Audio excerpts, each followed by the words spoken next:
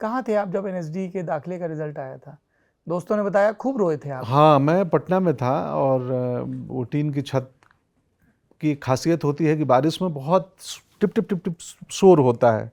तो उस टीन के छत के नीचे बैठा था अपनी कुटिया में। गांधीनगर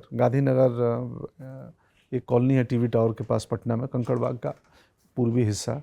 तो गांधीनगर में वो 2L1 में बैठा था, टिप टिप टिप टिप बारिश चल रही थी। तो पोस्टमैन आया, मैं गेट नहीं खोल रहा था, तो फिर उसने कस के बजाया तो मैं निकल के गया। तो पोस्टमैन देखते ही मैं समझ गया, क्योंकि एनएसडी से चिट्ठी सिलेक्ट ना हो तो चिट्ठी नहीं आती है।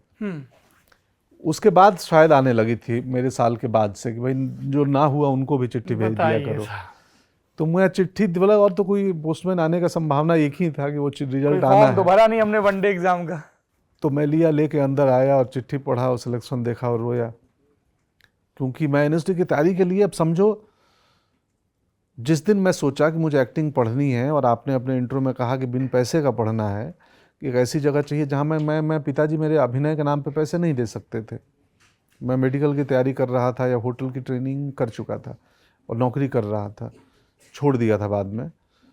तो जब सोचा एनएसडी जाना है, उस दिन से मुझे 6 साल लगे एनएसडी में दाखिला मिलने में। तीसरे प्रयास में, तीसरे अटेम्प्ट में हुआ मेरा। और उसके पहले मुझे ग्रेजुएशन करना पड़ा जाने के लिए, क्योंकि मैं +2 के बाद होटल करके पढ़ाई छोड़ दिया था। मेरा वाला होटल 2 साल का था, वो डिग्री कोर्स नहीं था। वहीं पटना से एक इंटरनेट की और भी समस्या है, आप किसी बात को कहते हुए कोई रेफरेंस दे दो और लोग उसका ना डाटा निकालने लगते हैं। मुझे याद है, मैं किसी एक इंटरव्यू में होटल मैनेजमेंट बोला था, लोग बोले वो तो ग्रेजुएशन होता है।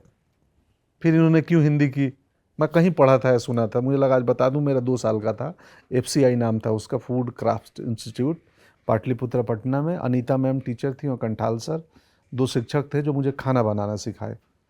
और वो खाना बनाना आज तक मेरी एक्टिंग में भी काम आ रहा है। कैसे?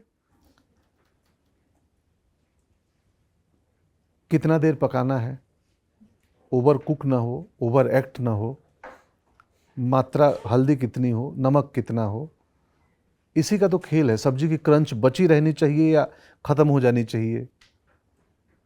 आप अपनी परिकल्पना, इमेजिनेशन दौड़ाते हैं कि आज मैं जो भिंडी बनाऊंगा वो ऐसी बनेगी। जब बाज़ार में भिंडी की दुकान पे खड़े होते हैं कि सूखी बनाऊंगा, इसमें शायद सिर्फ जीरा डालूंगा और हरापन इसका बचा रहे, काली ना हो जाए भूनते भूनते। तो आप एक खाना बनाने में पहले आप इधर कल्पना करते हो, फिर प्रिपरेशन चालू करते हो और फिर वो प्रोडक्शन होता है। एक्टिंग वैसा ही काम है। स्क्रिप्ट आ जाती है, हाँ, वो स्क्रिप्ट वो बाज़ार की भिंडी है, हम उसको धोने से लेके पंखे के नीचे सुखाने तक कैसा काटेंगे, गोल कटेगा या थोड़ा डाइस बनेगा, कटेगा, तो उन कल्पनाओं का खेल है। अभिनय में भी मात्राओं का खेल है कि कितना भूनना है, कितना पकाना है। तो इसीलिए अभिनय और कुकिंग मुझे हमेशा एक जैसा काम लगता है। और नासिर उस्ताद क्या सिखाते थे वहाँ पे? वो तो बेकरी के शेफ थे। हाँ। तो ब्रेड का, केक का बेस बनाना, ब्रेड बनाता था मैं। मुझे अभी मिले थे उस होटल के मालिक, बात हुई थी फ़ोन पे कुछ दिन पहले। तो तुम्हें बताया तो शौक थे, तुम मेरे होटल में थे। मैं बोला हाँ, 6 महीना ब्रेड आपके घर जो ब्रेड जाता था वो मैं काट के देता था। 1-2 पाउंड का ब्रेड को स्लाइस कर करके मैं पैक करके देता था। वहीं पटना में? पटना में। वो चलता है अभी होटल, किस नाम से? हाँ, चलता है, मौर्य नाम से, गांधी मैदान में। मैं अब जाता हूँ, वहीं रुकता हूँ जब भी जाता हूँ तो। अच्छा, वो वाला मौर्य? हाँ, मेरे सारे दोस्त हैं वहाँ काम करते हैं। अभी पिताजी के देहांत में 10-12 स्टाफ जो हमारे उस समय के कर्मचारी थे आए थे गांव मेरे, और मैं किसी को निमंत्रण नहीं दिया था, क्योंकि हमारे यहाँ परंपरा है ऐसे दुख की खबरों में कुछ, तो सब आए थे। बड़ा अच्छा लगा। मैं कल रात को सोच रहा था कि मैंने उसके बाद फ़ोन पे बात नहीं की उनसे, मुझे एक बार उनसे बात कर लेनी चाहिए।